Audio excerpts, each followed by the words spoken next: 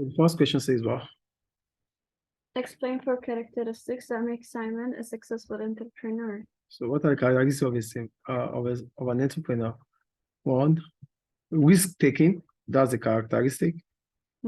Risk taking. That means Simon he chooses to spend his own money to set up the business. That's what is inside there. Two, optimistic. Yeah, as an entrepreneur, you must believe that whatever you must see the future, whatever you do. Okay. Three, self-confidence. You must be able to take decisions. Okay. Your own. What else are we talking about? Talking about entrepreneur. Hard worker. You must always be there. As an entrepreneur, you must be able to spend long hours at work to ensure that your business is successful. Okay.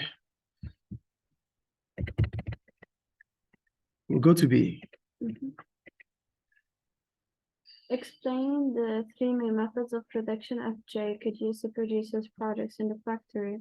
Which method should FJ use? Okay, for production methods, we have job production, we have batch production, and we have flow production. For job production, it means you are producing a product, just that you are producing a product based on what they tell you to produce. That is job production.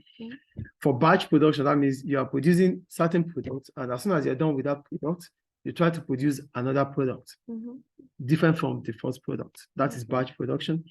Then for flow production, that means you continue to produce non-stop production. That is flow production. But it depends on the kind of product you produce. Okay. So check that. I will make a recommendation on that. The third one, I said explain one advantage and one disadvantage of Simon using crowdfunding as a source of finance. When you use crowdfunding, it means you might even have access to cash without you having anything. That means you can have access to cash without you having any initial money with you. That's an advantage. But the problem is that, and another advantage is that it allows you to know, to get people's opinion about that project you're talking about. Okay. It gives you full understanding about how people feel about your product. That's an advantage. The problem about crowdfunding is that one, they might not trust your business. So you might not be able to generate more revenue to start, more money to start up the business. So that's one of the problems you could face. Okay. Another problem about crowdfunding is that you need a huge business plan to be able to convince a lot of people that the business is worth it. So you need to go to as much as any length you can to be able to convince people. Okay. And if the business fails, then your reputation is gone. That's the problem out there. Okay. Consider the following 3 methods of market research Simon used. Which do you think is the best method to use when deciding which product to produce? Justify your answer. Online questionnaire, accessing government accreditation data, and focus group. So I talk about online questionnaire. That means you're asking questions via the internet. So it could be quicker. Okay. At least you get feedback immediately from potential customers or the respondents. It's a source of primary research because you are asking questions immediately. Okay. So that's for online questionnaire. But the point about online questionnaire is you might not be getting objective answers from people because they might just want to answer your question and move away. So you might not be getting an objective answer from them. And you don't even know what situation they are at that point in time. They might be angry or they might not be happy. So that might not make them to give you the real answers you needed from them. Assessing government population data, that is cheaper. It's a secondary data. It's a secondary research. It is cheaper, unlike primary research. That means the information is already there for you to access. So that's accessing government population data. It allows, it's cheaper. You get the information without even so much stress. Mhm. But the problem about government population data is that it might be outdated. Okay. Then focus group. When you use focus group, that means you've selected certain group of people to question. It's a faster way of getting information or making a research. But the problem about focus group is that the opinion of this group might not reflect on the total population. Mhm. Yeah, it's a sample.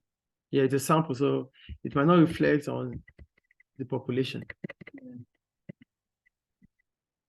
3. Yeah. Explain 4 ways an increase in government spending may affect a business.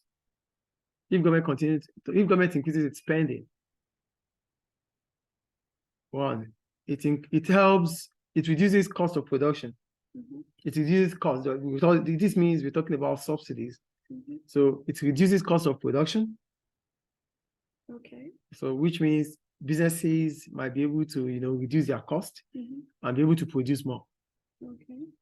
So it could lead to inflation.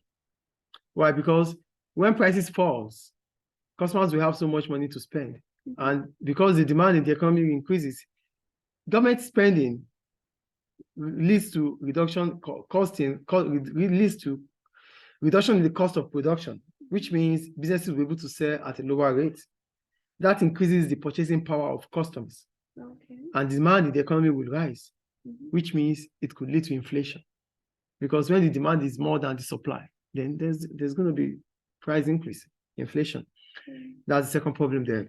The third way in which increase in government spending could affect a business is that businesses might stop being innovative. Mhm. They might stop trying to do better because they know whenever they are not getting well or whenever they have problems, they can always reach out to government. So it could reduce efficiency in businesses. Yeah. And inflation in way 2, inflation could also lead to unemployment in the economy. Okay. And it's even an opportunity cost because if governments continue to spend on businesses, it might mean that government won't be able to spend on certain vital area of the economy, like education, like healthcare. Government might not be able to spend on those things. That is an opportunity cost. Okay. B. Referring to Appendix 2, So we go back to Appendix 2. suitability of the 3 applicants for the position of manager.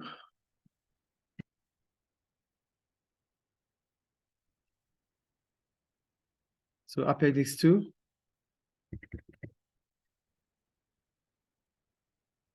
Yeah. So read Appendix 2 for me. Expected wage rate. The question is saying what? Hold on. What's the question? Which applicant should Simon select? Okay, I said referring to Appendix 2, consider the sustainability of 3 applicants for the position of manager. Should Simon select? Okay. We check. For Joe is expecting to get $6 per hour, Zabin. So what are the experiences they have? 4-year part-time work in cafe when studying for a degree. Okay.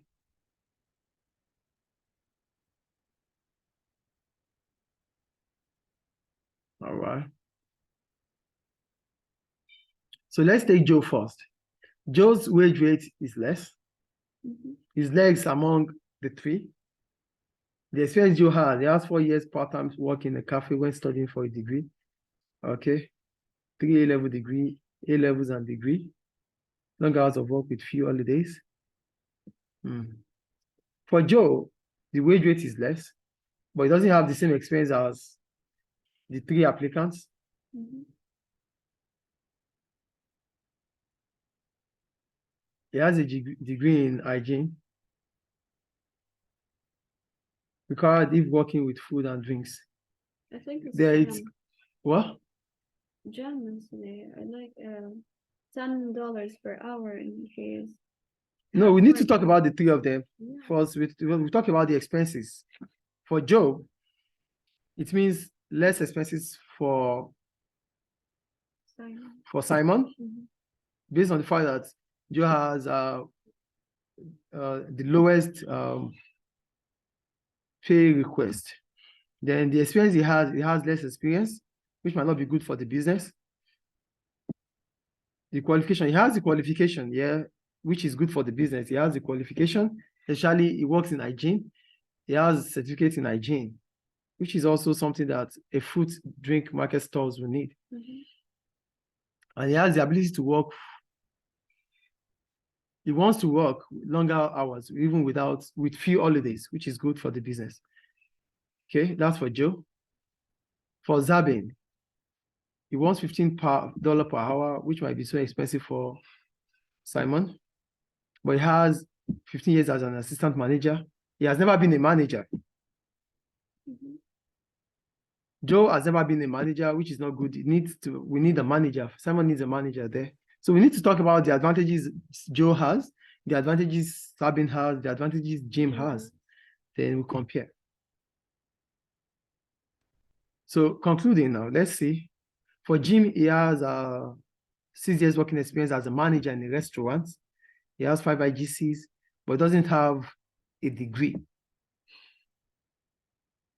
He doesn't have a degree. Mhm. That's a problem about Joe. He doesn't have a degree. So that's a problem. He has only IGCs. He wants more of a challenge at work. He has never managed, okay, in a restaurant. He has never managed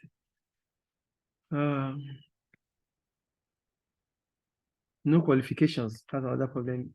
Zabin doesn't have qualification. He doesn't even have IGCs, but he has experience as an assistant manager. He wants promotion. He wants long hours. So they all have their own advantages and their problems. I go for Jim. Jim? Yeah. Why? Because First of all, he already has an experience of 6 years working as a manager in a restaurant. Okay. yeah, he has managerial skills. Yeah. Okay. Another thing, he's looking for challenges at work, which means he wants to improve his skills. Yeah, which means he's motivated already. He's motivated already, and his wages is okay. He's in between. Yeah, is in between, comparing to Zabin, who has no qualification. But has 15 years experience as an assistant manager. Okay, but he's still looking for he's looking for promotion. But Jim is Without only looking for qualification. challenges. Yeah. Yeah. But then once you go to Joey has less experience, less A levels, long hours of work with few holidays. This is something good. Okay. But I still prefer Jim. All right, we'll talk about that. Yeah. All right, the next question. The next question. A. Explain 2 reasons why profit is important to FJ. The importance of profit. 1, profit measures the success of a business. Mhm.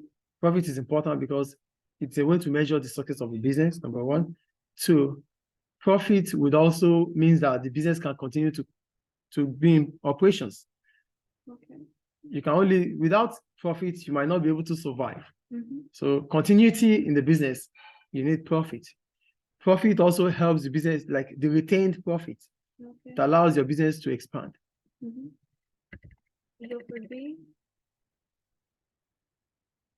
Consider the 2 products outlined in Appendix 3. Which product FJ produced? Justify your answer using relevant calculations. So, Here's Appendix 3. okay, drink A. We have the forecast. The weekly demand is 2,000. The average variable cost, the AC is $4. The FC is this. The selling price is 5. The number of types of food to use is 6. Likely market segment, high income consumers. For drink B, low income consumers. So first you have to check the forecast demand is $2,000, 2,000 drinks. Mhm.